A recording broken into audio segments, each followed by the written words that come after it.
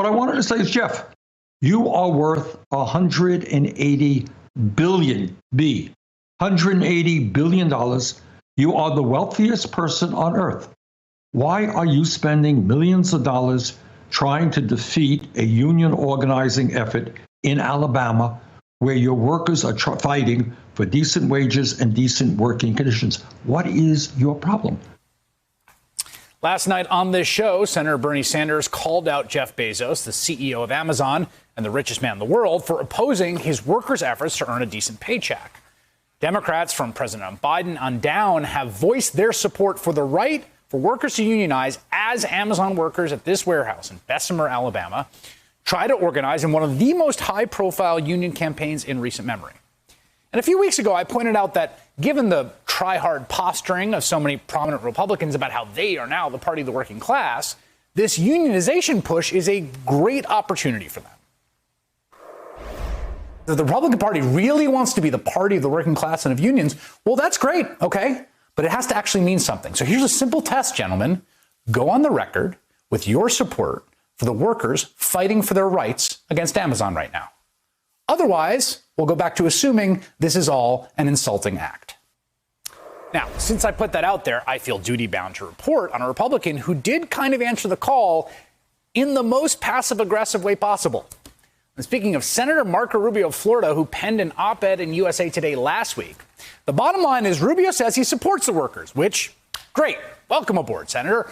But his reasoning really has to be read to be believed. Quote, here's my standard. When the conflict is between the working Americans and a company whose leadership has decided to wage culture war against working class values, the choice is easy. I support the workers. It's no fault of Amazon's workers that they feel the only option available to protect themselves against bad faith is to form a union. Today, it might be workplace conditions. Tomorrow, it might be a requirement that workers embrace management's latest woke human resources fad.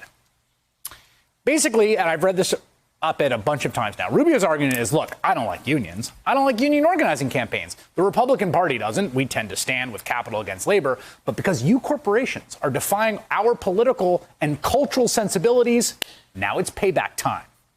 Rubio concludes, quote, Amazon's workers are right to suspect its management doesn't have their best interests in mind.